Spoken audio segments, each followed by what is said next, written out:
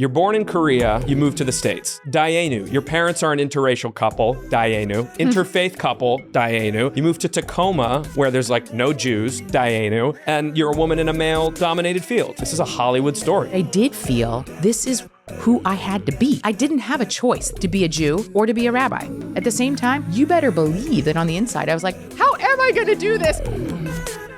One of the most repeated directives in the Torah is that as Jews, we should love the stranger, the outsider, the foreigner in our midst.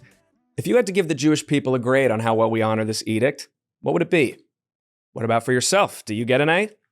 My guest today could write the book on what it means to love the stranger, understand the stranger, or even be the stranger.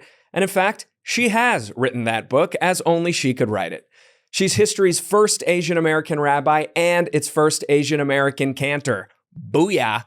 She's the senior rabbi of New York's fabled Central Synagogue, reaching more people with her words and melodies than any other Jewish leader in North America through her live stream services, which you can watch, if you're a watcher, right here on JBS. Please welcome the legend, the icon, the Judean Korean, Rabbi Angela Buchdahl. Thank you, Jonah. Wow, the Judean Korean. I've never heard that. I love that. Thank you. I wanted to be the first. You can take that. It's yours. Run with it. Thank you. So usually when we set these up, we do a ton of research. We have to go through your whole life story. But you went ahead and made it easy for us and wrote a book. You're welcome. Yes, thank you so much. No, thank you. It was fantastic. And the book is out next week. It's called Heart of a Stranger, an unlikely rabbi story of faith, identity, and belonging. I'm going to immediately push back on this title because having read the book, you are the most likely rabbi I've ever imagined. Well, as I was reading it, it's like reading a biography of Michael Jordan and being, oh, that guy's going to be like a star basketball player. Like you were destined to be a rabbi from when you were a small child. I think there is something funny about the fact that when you can look retrospectively, everything seems like, of course, it was inevitable, but Michael Jordan, too, he didn't make his high school basketball team. That's true. So if you're going to use that example, Hey, I'm just nice. going to say that when you're in it, it doesn't feel at all likely. Right. Like for me along the way, every time any signpost came, it felt like, of course, this doesn't seem like the right path. Now that I'm in my position 20 years at Central Synagogue, I'm marking my 20th year. Yeah. It kind of feels like, well, of course you'd be there. You were the kid that was singing to God and, you went on all these Israel programs and, you had, looking back, you can see all those things. But in the moment, none of it felt inevitable. That's totally fair. And I totally understand that. I mean, as people will find out when they read this book, there are moments like, at age 9, your sister brings you a dead bird to say Kaddish over. Like, that's not normal. Right. Like, no one else is doing that except the people destined to be rabbis. It's true. And the funny thing is when you write a memoir, a lot of the things in your own life you don't think of as particularly unusual until you look back on them. Right, and you put it all out laid in front of you. Yeah. And I had the gift also of working on this book with my dear friend Abby Pogrebin, who also has a show on JBS. That's right. She could reflect back and say, Angela, that's not normal. The praying to God thing you used to do with your sister, that's not normal. You understand? So it sort of takes someone else's eyes to help you understand, oh yeah, because you grow up and you kind of realize you just think that's your reality and everyone's reality. We all have blind spots about ourselves. Yes, and so for sure. that's what I felt as reading it, that I was getting to see you from a distance. And a lot of my questions are sort of going to be around, did you realize this, or is this just me as the third party kind of seeing this from a distance?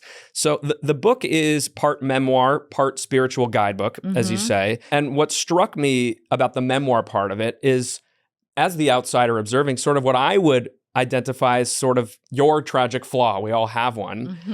And yours is that you are absolutely built for this, like what you're doing in a prodigious way. And throughout your whole life story, you're constantly doubting yourself and, seeking permission from others when it looks like it was written in the stars. Have you identified that in yourself, or did it take writing the book to clarify it, or did you feel that, or is this news to you? I'm going to already say that I can tell a gift of this memoir is seeing my life reflected back through someone who reads it. So I love this question. The interesting thing about identity is you can feel something about yourself, but if you have no community that is reaffirming that identity, it's very, very hard to hold that. So, I had a deep sense that from the beginning that I was a Jew, but if you find yourself in communities in which people are not reflecting that back or will not accept that status, it's very hard to persist in that understanding of yourself. And it wasn't just about having a non-Jewish mother and a Korean face in the Jewish community. There were also issues around gender in the Rabbinate, which were also like the rules were changing in the generation that I was growing up in. Right. I was the first generation that grew up at birth with the existence of a female rabbi, but it was still not common. It was still unusual. There's still plenty of sexism around it. So I think that anytime that you kind of feel like, well, but I should be a female rabbi, but there's a lot of noise around you that says that's not true. It takes a lot to persist through that. And I think that was, you're right, a fundamental tension in my life. You're born in Korea. You move to the States. Like, Dayenu, you're already outsider, stranger. Your parents are an interracial couple, Dayenu. Interfaith couple, Dayenu. You move to Tacoma, where there's like no Jews, Dayenu. And you're a woman in a male-dominated field. So like, stack on stack on stack on stack. That's a lot for any one person to deal with. To me, I'm like, oh, it's like, this is a Hollywood story. It's like you have your heroine, and the key to a good story is you throw as much crap at them as you can that's going to like shape the ultimate outcome, and you end up becoming sort of exactly that thing that you were meant to become, being hardened by all of that stuff. Does it feel like destiny at all to you, or it's just the way it worked out? Well, it might not surprise you, but I'm a believer. I'm a believer that there is a kind of divine hand in everything, and that you listen to those little, that little voice or that spark or that thing that pushes you through. I would say that something I learned about my own personality, and I think I get this a lot from my mother, who you probably, having read the book, know is in many ways the hero of my book. I love your mother. We're going to talk about her. She seems absolutely amazing. Yeah, she really is. And my father too, wonderful as well. And each in their own way shaped me, of course. But what I learned about myself was when people said, oh, Angela, you can do this, I came up with every reason I couldn't. But interestingly, when someone would say, Angela, you can't do that, that was suddenly when I was up against a wall. That would be when I would say, wait a minute, is that really true?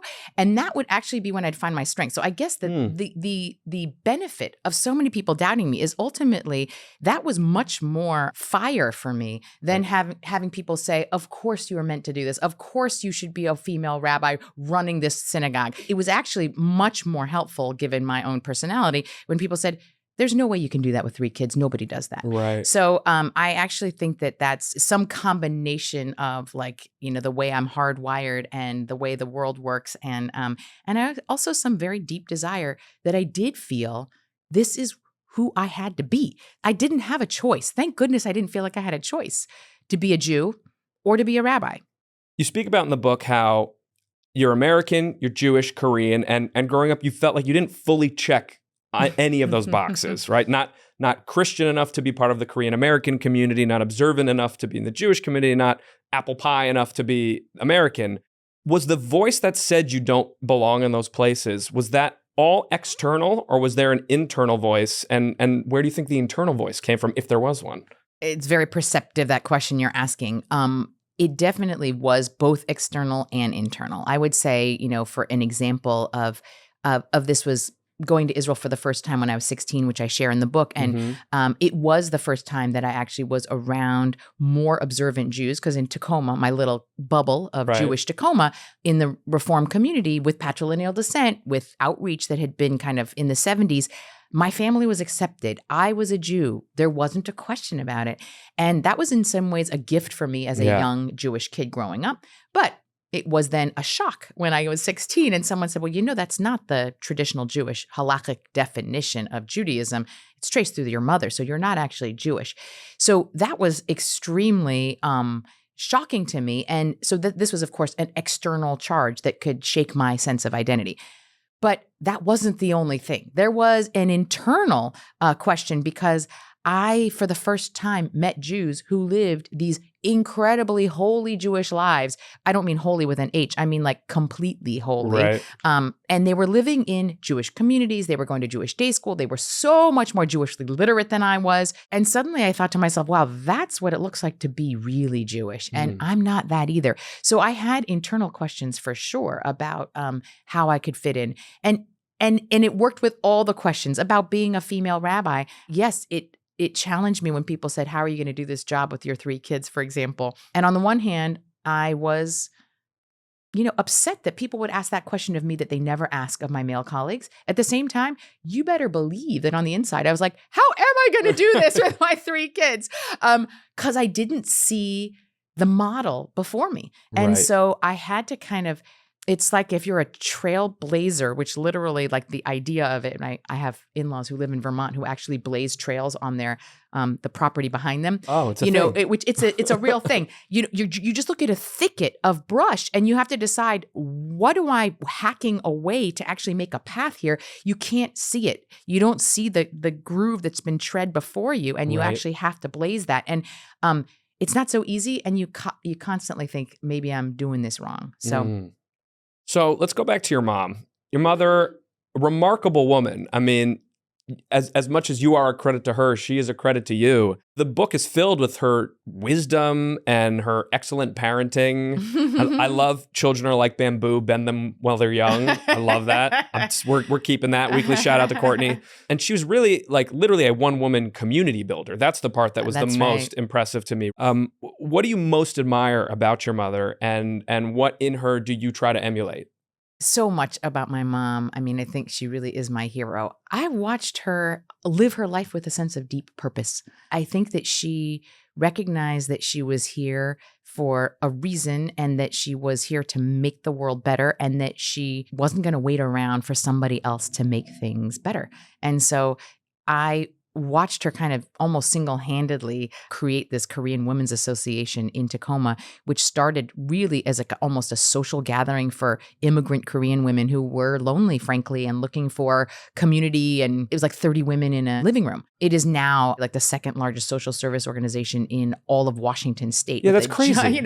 Serving not just Korean immigrants, but elderly immigrants from all other places, feeding people, domestic shelters, English tutoring. It's an incredible organization. And it started though with just meet the need that's in front of me. No one else is going to do this. And so I think that drive was really important. I think my mother cared more about being respected and doing the right thing than being loved, which had its hardships as well as its benefits. And do you mean as a parent or within the community? In the community, yeah. She was also a tough love parent, as you probably picked up. Yeah. But also I never for a second doubted how intensely she loved me and my sister. Yeah, you say, feared and revered. It's like the perfect combo.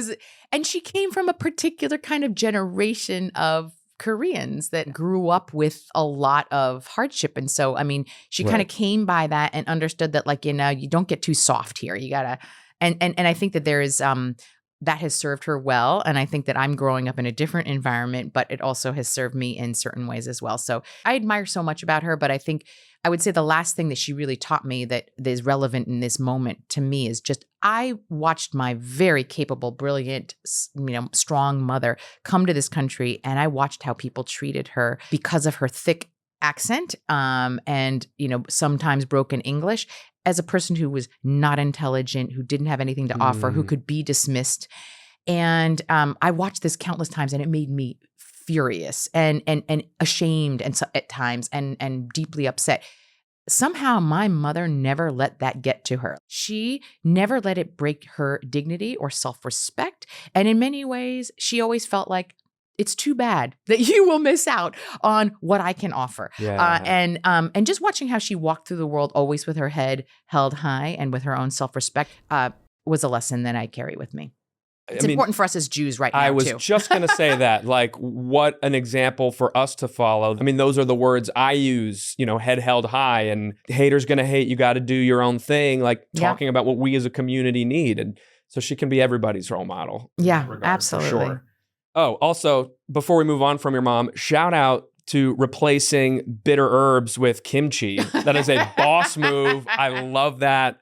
That's so fun and delicious and way better than, maror. So, let's hook up the kimchi this year. As a child, you sort of had this innate, profound spirituality that I think, is rare in a lot of kids. Most kids are picking their nose and you're, thinking about God and praying and stuff. Which, again, it brought me back to thinking about, other prodigies in other fields who just have this innate, if you're going to end up being a great jazz musician, you just sit down at the piano when you're 2 and vibe with it. And you just vibed with the spiritual connection thing. I might argue with you on this, Oh, actually. okay, hit me. I mean, you have young kids. Yeah. I actually think that all children are born innately, deeply spiritual. And what I mean by that is not that they're necessarily talking about God. That's different. I mean, they recognize that they are part of something much bigger than themselves. I mean, just think about the fact that a child is born and they don't actually even understand that they're separate from their mother for at least 9 months, right? This whole idea that because they understand that they're deeply connected, even if they're outside the body now, they remembered when they were inside. And somehow it takes us a long time to learn that we are a separate being. But the fact is, spirituality at its core is actually understanding that that you and I, like we're sitting separately, but we are actually part of something much bigger that is just a part of a big oneness. And that's not just some woo-woo spirituality. That's in some ways how I interpret even what it is when we say Adonai Echad, that God is one, is ultimately that deep spirituality is the recognition that somehow we are all part of the original one. And so I think kids actually start out feeling that way. It's like the way they can talk to the trees and sing their way through the world. And if you look at a child, they are innately spiritual. I think what happens is most of the times they get, they'll start asking questions, and it's the adults in their lives who are a little embarrassed by God, or who squash it out of them, or who look at the world with more rational eyes, or say, that's not how the world works. And I think it's that actually takes away the innate spirituality that all kids have. I just was blessed with parents and especially a mother who was like, yes, you're absolutely right that God made the sky blue so you could enjoy it and like just love it. You know, meaning you just like sort of encouraged the ability to sort of continue to see the meaning and purpose and the miracle and the wonder that's around us all the time as meaning something. I think that's what I was gifted with. That's beautiful. It's one of the first anecdotes in the book is that the hike that you all go on to this mountain and your mom sort of grounding you there and saying, this is all one thing. Yeah. What a beautiful lesson. Yeah. Part of your childhood spirituality, a big part was your sister Gina, who, played a significant role following in your footsteps and being your sort of buddy. And then, you sadly reflect on the fact that she no longer practices as a Jew because of, whatever her path was and the way people treated her along that path. Does that weigh on you now? My sister, who I adore and admire so much, she would say she is a Jew, but she does not connect to the Jewish community. Right. And I think that she and I shared so many similar childhood experiences, but I told you how I'm kind of wired as sort of like the fighter. She is wired as an artist, as an empathic, feeling, creative human being. And so when she experienced a lot of the same kind of pushback and challenge and interrogation, in many ways, her experience of that was less like, oh, I'm going to show you, and more like, wow, if that's actually the way you see Judaism and the way you see the world, I don't know that I want to have anything to do with this. Yeah. And so I think that music became her spiritual outlet in a different way. She is a professional musician and classical viola player. And also I think that, life circumstances, who she ended up marrying, all these things impacted. But it does make me sad that sometimes I'm with her around Jewish holidays and her family is really just not celebrating. So it's a sadness mostly because I want to share in it with her, continue to share in it with her. And because I think that the community, the beauty, the ritual, the holidays, all of these things I really deeply believe it adds so much meaning to our lives. And I feel deeply sad that there hasn't been a community that has felt like it's resonated for her. Yeah. Yeah. It's a bummer. Yeah. Your bat mitzvah, again, so prodigious, the way you describe how sort of maturely you understood the responsibility of that moment to your Jewish ancestors, to your non-Jewish community who had come to watch you. How do you impart that understanding to students now? Because I don't think everybody comes to the bar and bat mitzvah with that maturity. I think growing up in New York, which, I lead a community in New York now, it's very easy to take for granted your Judaism. And in LA, in these big cities, when you grow up a Jew in Tacoma, you do not take your Judaism for granted. So I did, from a very early age, feel like I was responsible to be the Jewish representative. And I carried that with pride. There were times when I felt a little almost embarrassed by the attention of it, or felt like I had to defend what it was. And it is a funny thing to imagine that because my sister and I were like 2 of the 3 Jews growing up, that people thought Jews looked like us. We were the Jewish representatives of Tacoma. So if you're in Tacoma, I'm what a Jew looks like. So, but the gift of being a Jew who cannot take their Judaism for granted is you really feel the sense that my Judaism matters. My speaking up matters. Right. What's interesting in this moment in a kind of a post-October 7th world is I think even New York Jews, LA Jews, Chicago Jews from big cities where they maybe took their Judaism for granted, I think that in this moment, every Jew is being asked to speak up, to not take it for granted, to be a representative of what Judaism can stand for in the most beautiful, purposeful, meaningful way. So that kind of small town Jewish experience prepared me for this moment. But I also think that each one of us now has to rise to that challenge. Yeah. You talk about sort of being this Jewish representative in Tacoma, and something that stuck out to me from the book is, you're this token Jew in the school band, and it's the Christmas concert, and you light the menorah on behalf of our people. Yes. And you take pride in that moment of difference. What struck me about that is that it seemed like you're more at home being the lone Jew in a room full of Christians than you often were as being a patrilineal Jew or Korean Jew among Jews. I hate that for you. I mean, I find that shameful that you were made to feel that way within the Jewish community. Does that sound accurate to you? Yeah, that's so interesting. It seems so obvious when you're saying it, but I'm not sure I ever thought about it that way before. So I appreciate, Jonah, how carefully you read the book and got into my heart.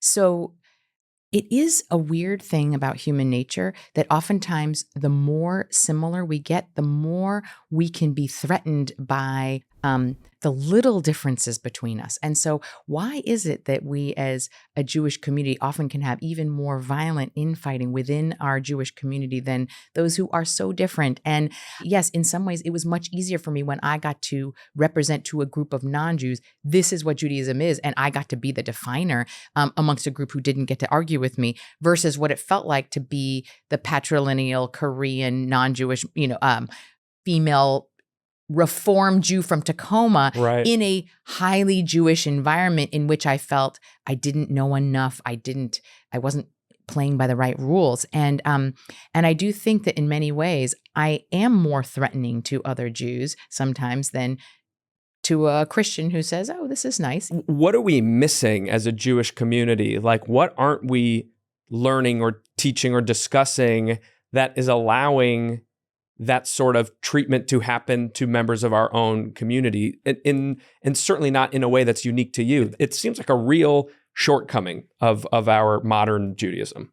Yes, I think it's particularly modern American Judaism. And I think that the sticking point comes around this idea that's very deep and important of Jewish peoplehood. We are for sure not just a religious community, we are a people.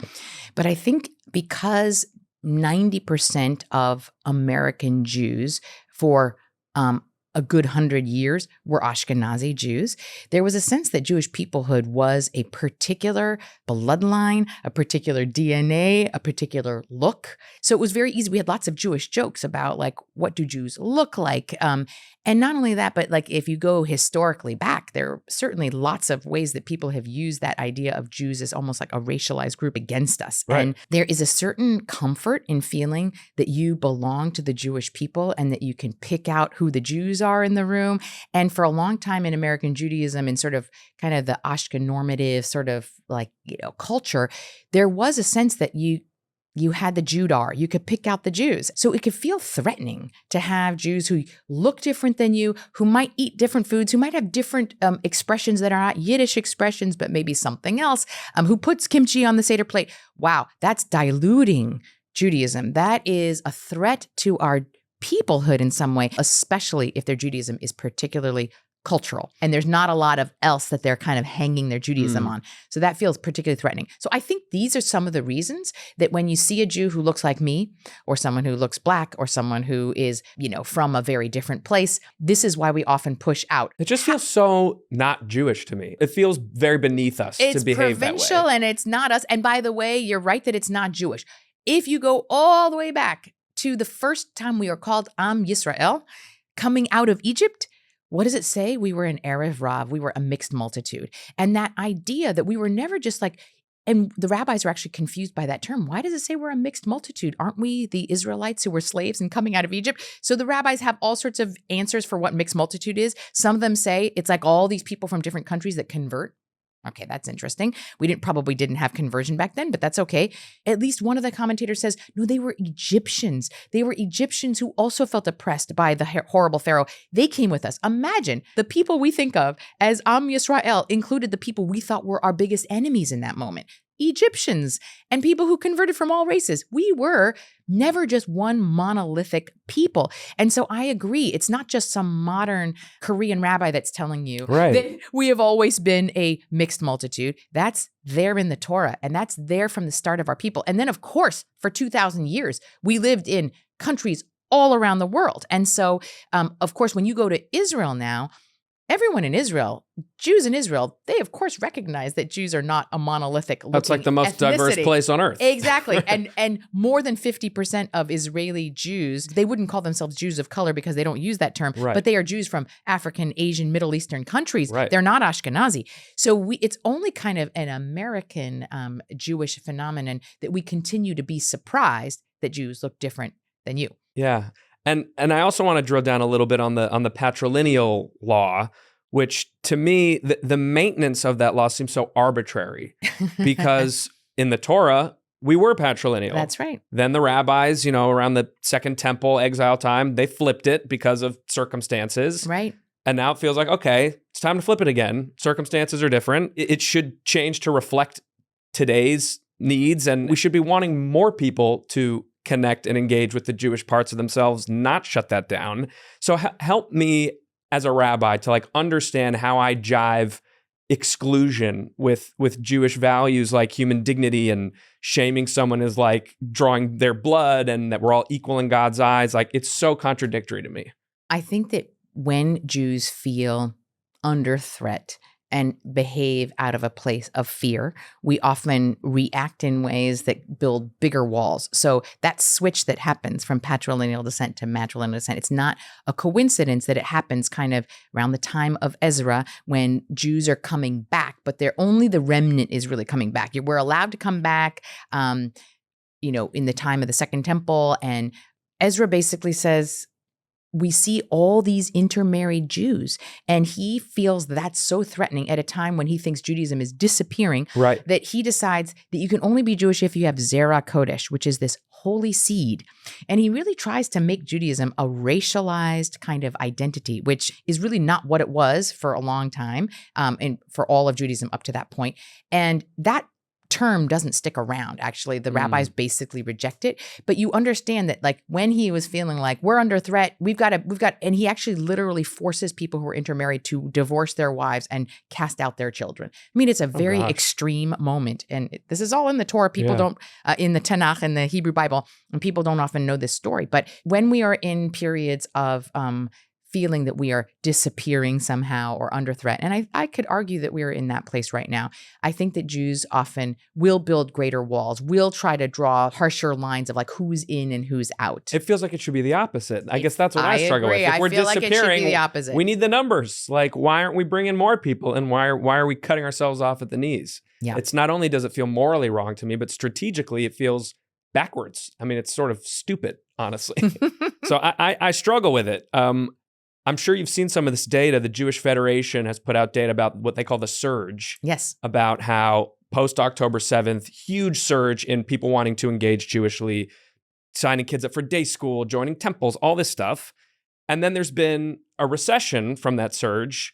And the groups that have receded the most are marginalized Jewish communities, which, tells the story of these people showed up looking for engagement and didn't find it and are going back. And to me, it's it's heartbreaking. It's what a shame, what a shanda that we are losing people who want to be here. In your eyes, what's a practical solution here? How do we build inclusivity more deeply into the bedrock of what it means to be a Jew today? So I've been fortunate to experience the surge in my own synagogue community as well. Just incredible attendance at services, up into the balconies every week and now. And and actually a very moving surge of people who are interested in converting to Judaism, almost Yeah. a doubling of the number of people in our already very large program for people exploring Judaism. But I think you're right. We have this opportunity in this crisis moment, and we do not want to squander it. And I think that the thing that we want to lean into is, what is it about Judaism that is most meaningful, beautiful, joyful, and purposeful? We need to lean into that, because that is something that actually is going to keep people for the long haul. Yeah. If we lean into the sort of most tribal aspects of us, the things that are the most sort of like insular, provincial, and sort of like we're going to stick with our own and only think of our own, then for anyone who comes from a more marginalized community, they're going to say, if that's what Judaism is, why do I want to be a part of that? Because and in this day and age, especially in America, people are navigating multiple identities. Yeah. And they are Jews, but that does not take away from the fact that they also might be part of the LGBTQ community, or they are Jewish and they also might be part of another ethnic or cultural community as well.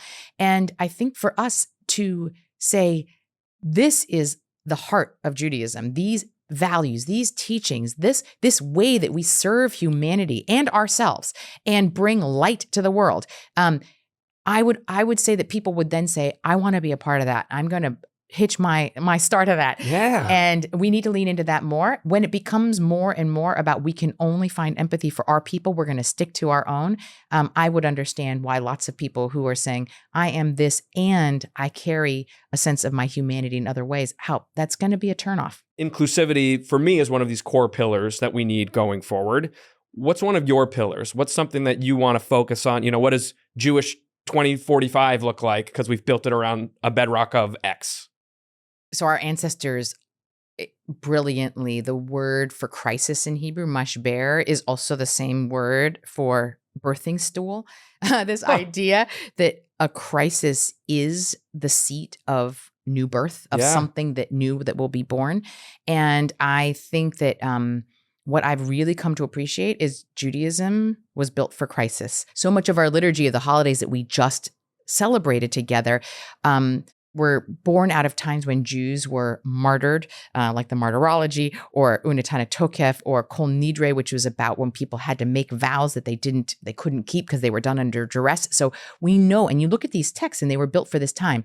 I think one of the things that we want to build on is recognizing that life is full of a lot of pain and suffering. And actually, Judaism gives us tools, technologies, rituals to actually work through it. And I don't mean just, it's both for the joy and the oi, as they say, but I want Jews to lean into learning more about what Judaism actually teaches, the deep wisdom tradition that's here. This can't be just about fighting anti-Semitism. This can't just be about engaging with what's going on in Israel. These are important parts of our peoplehood, of course. But actually, what is your spiritual life all about? Like, what is your Jewish life going to be made of? And how does Judaism speak to the lived experience of everything that you're going through right now? It's not a coincidence that Judaism is not just about how do you pray or do you fast on Yom Kippur? Right. Judaism has wisdom on how you do your business dealings, how you treat your parents, how you deal with parenting your children, how you deal with the other, all of these things. And so it's actually for your everyday life, the difficult decisions you are encountering every single day. How much have adult Jews looked into any of this deep wisdom that help us live these difficult days that we're in right now? Right. That is the opportunity I hope people take. Yeah. And our guest next week, surprise, Sarah Hurwitz, that's like her whole thing. And so we're going to talk a lot more about that too. Going back to your life story, checking back in, you decide to convert, even though you're fully accepted by the Reform movement of which you're a part. Why did that feel important to you to do? Well, as I said, I'm a deep believer in ritual. And I would say that conversion ritual, which conversion I explain in this book, there's a way that the Christian connotation of conversion is sort of like a complete turnaround, whereas Giyur in Hebrew, I called it a reaffirmation ceremony because when we think of someone who chooses Judaism, we often say they're kind of recognizing a Jewish soul that's always been in them. So that is not a complete turn. That's a return. That's like a kind of return to something that is true to you.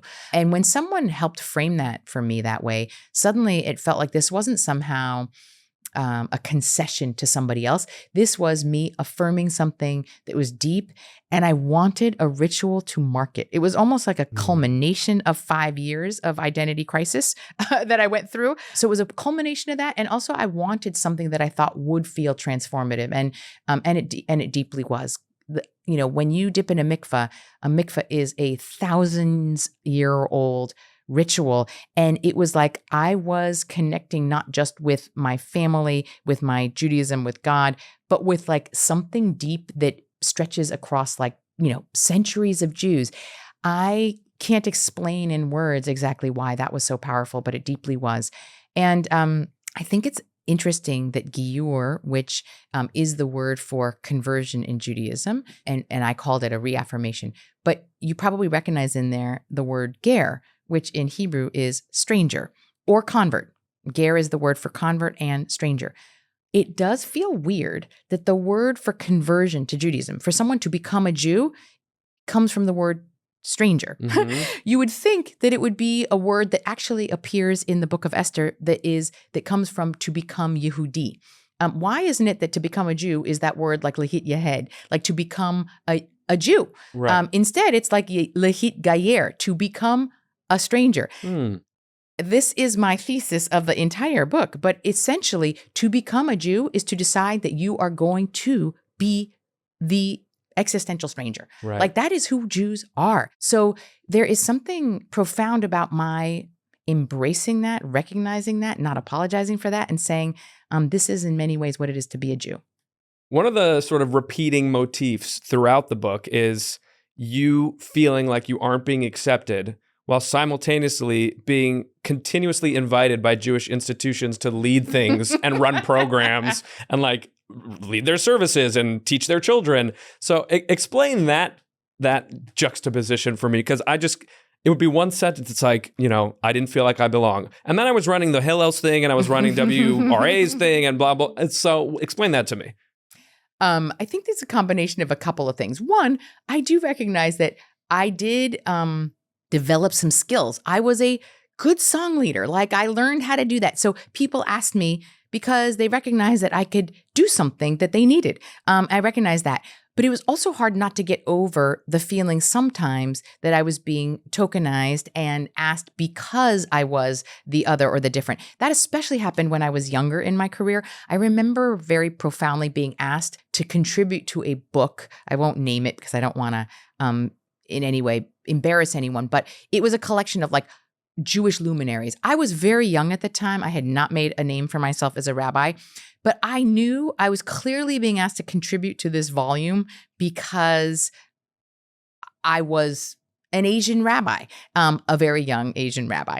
And they certainly put my picture on the cover of the book, but when they listed the people, the 30 of the 100 people who were contributors, I wasn't one of the contributors they named because I wasn't important enough for that. So there was a certain way that I held that tension of feeling like, am I being asked because I'm representing something? I'm this young woman who's Asian and they want to put my face on and be the poster child of, look, we're diverse, or for something else. I share this story in the book too, but when President Obama invited me to offer blessings at the White House, right, my initial response was, no, I'm just being asked because I'm the Asian rabbi and I'm young. And it was my first few months as rabbi of Central Synagogue. So I still was feeling a little like imposter syndrome that I had been picked to be the rabbi of this congregation. Yeah. And it was my husband who was like, are you nuts? I was like, yeah, but I'm just being picked because I'm like the Asian female rabbi. And he was like, well, that's exactly why you've got to do it. So that tension of whether or not I'm being picked in part because of my difference or because I had developed some skills that actually people needed, I have now come to accept that I think I'm supposed to do this job. And I guess that sense of being different and other, that's actually been the thing that has enabled me to connect with so many people. Sure. And so instead of feeling apologetic for that now, I now actually recognize that it is just who I am. So if we can just be authentic in ourselves, it opens doors. It opens doors. Amen.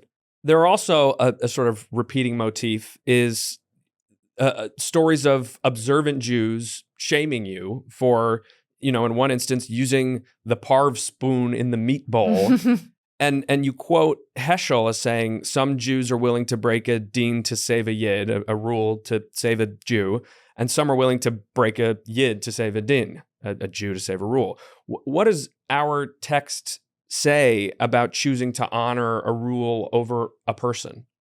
For a really observant Jew who takes halakha seriously, as I really appreciate and admire, oftentimes I think that there is a sense that who are you to decide how you interpret God's law?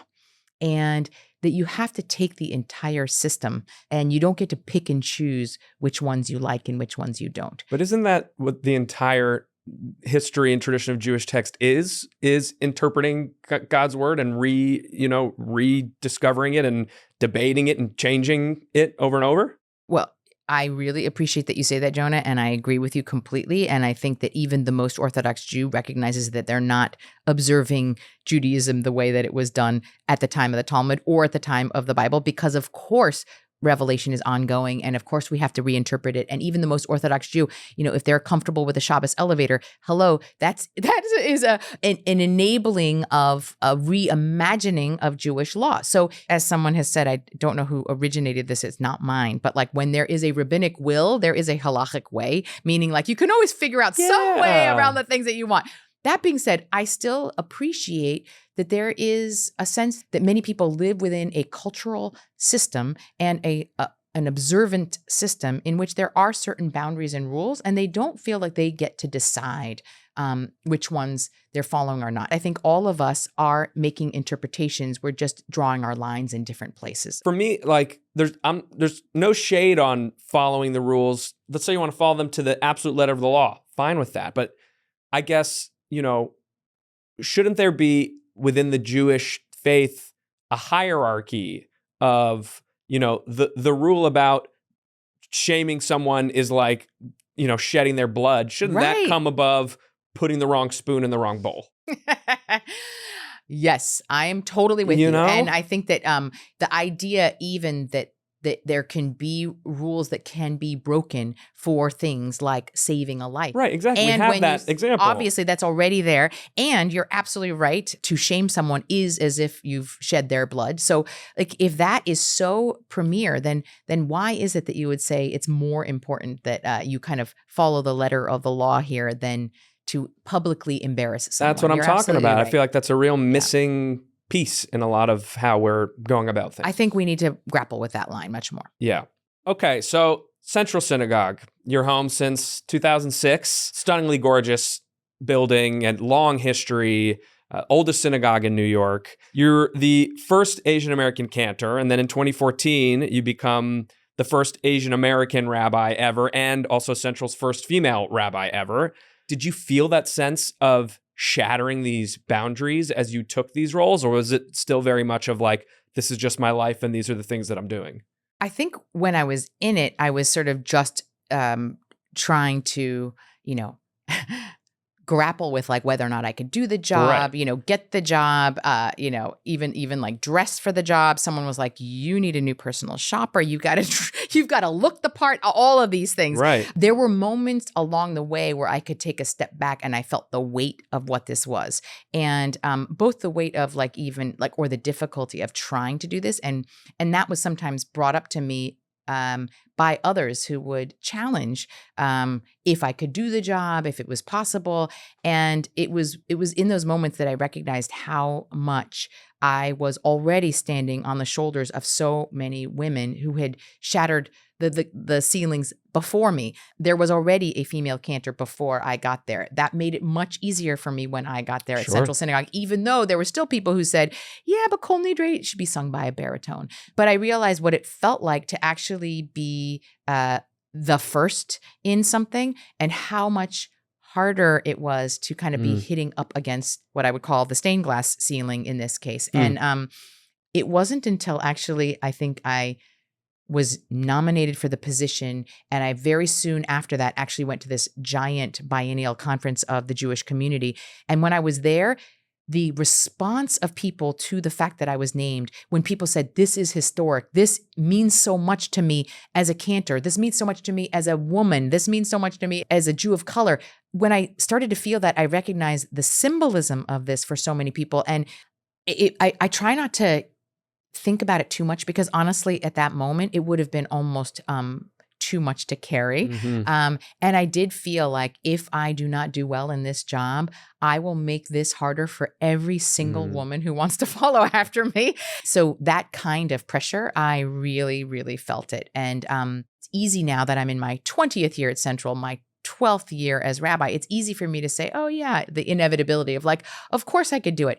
I would say that for the first few years, if I'm being really honest, there were times in every one of those early years where I thought, I don't know that I can keep doing this job. And I, in some way, stayed in it because I felt like I would be letting everybody down if I didn't. When you came in as cantor, it was clear, at least from reading the book, you had a very clear vision of like, we need to change some things musically in our approach. And there's things I have a vision for this. You've been at Central now, as we said, 20 years. What's the next chapter? What's your vision now? What's on the agenda? I think we are reimagining in a profound way what it means to be part of a community, to belong. To a Jewish community or to a wider community? To a Jewish community. I mean, I think that the standard way that synagogue life has run and Jewish life has run for so long is like, you belong to a synagogue by being a member, by paying membership dues. Now, there have been a little bit of around the edges of what that can look like, but that's kind of what it's been. And it was localized. You would attend a particular synagogue, and that was what it meant to belong and to be a part of and be affiliated. And all those rules have kind of been thrown out the window. And in many ways, the pandemic exacerbated and blew this open because, first of all, people were attending shuls only by streaming to begin with, and they were attending all over the place. And we already had been live streaming for 15 years now. We definitely ahead of the curve on that. Way ahead of the curve. I credit my predecessor, Rabbi Peter Rubenstein. We had a tragic fire in 1998, which gutted the sanctuary. And it was interesting when they rebuilt it in 2001, they wired the sanctuary for a future they did not know. So think about wiring for the future. That is like maybe a message and a metaphor for all of us. But there was no live stream at that point. They just said, there's going to be something where we're going to want this whole thing wired. Anyway, so we started live streaming, I want to say in 2008, and when no one was doing that, that's and really when the early. picture was like a little box like this on your TV screen, and I was like, no one would do this unless they had zero choice. So it was mostly for homebound people and people who were maybe in a hospital for a little while. Anyway, we improved it. We went to, bigger screen. Then when you have a bigger screen, you got to get high def cameras. So we upgraded our cameras. The next thing we knew, we had a pretty good system going on. Then we needed a full-time AV director. And he was like, if he's going to be there, then like, why don't we have multiple camera angles and make this like not static? Okay. So all of this developed way before the pandemic so that when the pandemic happened, we already had 13 high definition cameras, a full-time head of AV, and a pretty good production. What this meant was that we went from maybe 100,000 viewers on high holidays to 1 million viewers over the pandemic, and in more than 100 countries. And not only that, it wasn't just they were watching, they belonged. They were like, this is my Jewish home. You are speaking to me. And they kind of demanded that we do more than just a kind of one-way interaction. So we created a neighborhood at Central, which is actually a virtual membership. What does that mean? What does that look like? People become neighbors of Central, and they actually make a donation that is not insignificant. They are part of a platform, and it's now Mighty Networks. They used to have a dedicated Facebook page, but now they're on Mighty Networks together. We hired a rabbi who just does virtual engagement, and he puts daily interaction and content on this platform for neighbors. Some of them are stranded where there are literally no Jews in the middle of Wyoming. Some of them are homebound. Some of them live in communities where perhaps they're part of the LGBT community and the only synagogue is not welcoming of them. So there are lots of reasons that Jews are seeking a community from where they are that is not local to them, not where they can touch. So they do everything from like on Mondays, they'll deconstruct the Friday night sermon together on the platform. They'll pray for each other. They'll give each other advice. They'll swap recipes. It is amazing. They have small groups. We have groups of neighbors who are learning Hebrew together in small groups, who are doing book clubs together, who are doing voting rights registration together. So it's actually what I realized and couldn't believe is how much community building is possible completely online. Yeah. I mean, I guess people know that, but through the sort of shared value of doing this in Jewish community. So there is a new frontier of what it is to belong to a Jewish community. And some of this is a little frightening and scary, but I have heard from enough people that this is actually a Jewish lifeline that I think we have to continue to explore it. And it is challenging and interesting for us. Every week now in our sanctuary, I have dozens of people who introduce themselves as people who are live streamers, regular live streamers, and they come, and when they come through New York, they make their pilgrimage. And it's very interesting to meet people and recognize that this family is so extensive. And I feel the responsibility, which is very big, of the platform that Central is now. And in terms of what we are saying and what we're representing, who we are honoring, who we're giving the microphone to, it's a profound responsibility and privilege, honestly. I mean, 1 million people is a hugely significant slice of global Jewry. Judaism. I mean, that's correct. wild. That's a big deal. Yeah. I mean, it's amazing. It's amazing what you all are doing.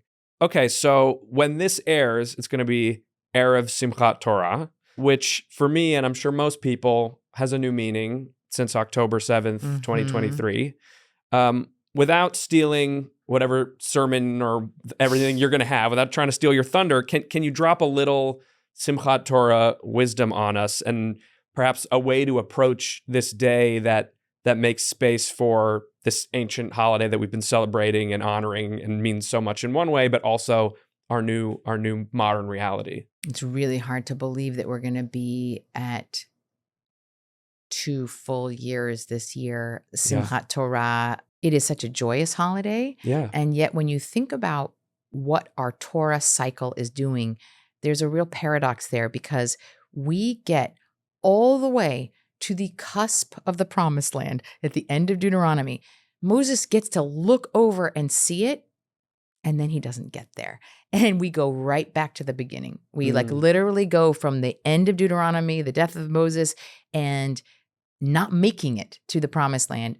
Very unsatisfying ending. And then back to, there was tohu vavohu, Right. There was nothingness, and we create again. So I think that those of us who are looking for some sort of perfect ending, I don't know that we're going to get a perfect ending, but what we do get is another fresh start, another opportunity to create the world that we want to see. That's the promise of this like kind of beginning, this ending and new beginning that Simchat Torah embodies every year. Take that with you into your services, your prayers, your hearts, however you celebrate, if you celebrate.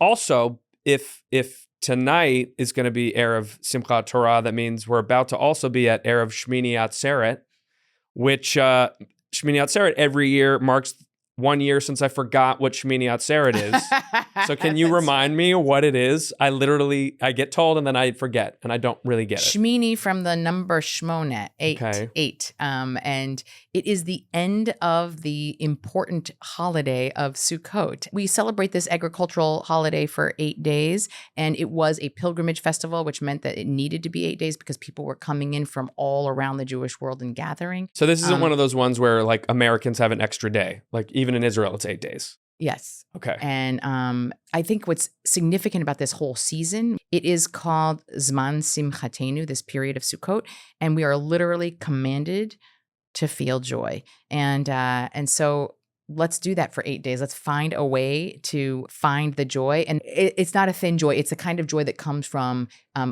holding on to the people you love, being in community, remembering that there's beauty and wonder in the world, and making sure you get out there and experience it. So Shemini Atzeret is what? Just the period at the end of the sentence? Yes, sure. That's a good way to think about it. Okay.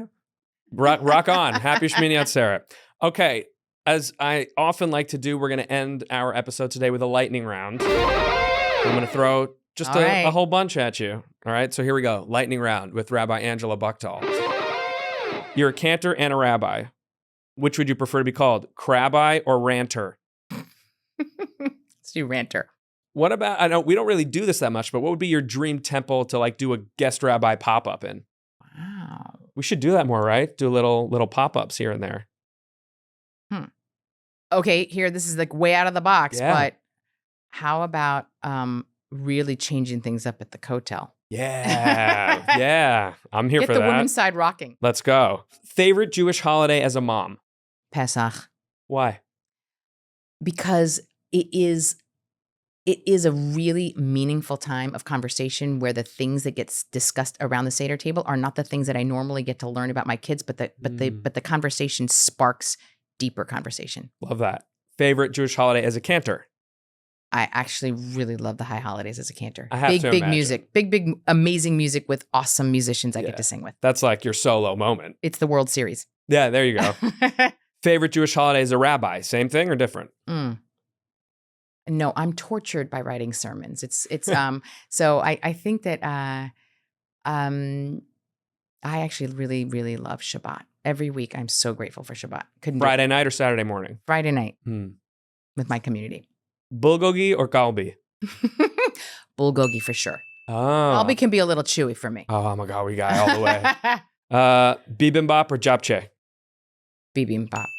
I'm a japchae guy. My God. Yep. We're going to have to go out for Korean Yeah, and no, we'll put it'll it be all good. out. We'll share. We're good sharing friends. Yes. Daniel Day Kim or Daniel Day Lewis? Daniel Day Kim. Yeah, there we go. Good. And I'm really interested to hear your answer. I asked this of all my guests. Challah, rip or slice? Oh, for sure, ripped. Oh, you're a ripper. Yes, I'm a Okay. ripper. I just I kind of like that organic, like sensuous, like just get in there. Love that. Last question. So again, the book is called Heart of a Stranger. So many Jews feel like strangers right now. Liberal Jews feeling politically homeless, people who feel abandoned by their friends, by their colleagues, by allies, celebrities, institutions. As our resident expert on strangerdom, what can you say to guide or comfort those of us who are feeling like strangers right now? Let that feeling be your point of connection to others, because I promise you that if you dig below the surface, they feel like a stranger too. So if we can learn to let that heart of a stranger increase our empathy and compassion and connection with someone else, the whole world would be a place where we could all belong. Amen to that. Rabbi, thank you so much. Thank you. It's been such a pleasure I getting really to enjoyed the chat and getting to know you. Good. Thank you. The book is Heart of a Stranger, and it's out next Tuesday, October 21st, wherever books are sold. And you can, of course, pre-order your copy online right now. We'll put a link in our show notes. A Chag Simchat Torah Sameach to those who celebrate. May we all go from strength to strength and be strengthened. Oh, and happy Shemini Atzeret, I guess. I'll see you back here for the next groundbreaking episode of Being Jewish with me, Jonah Platt.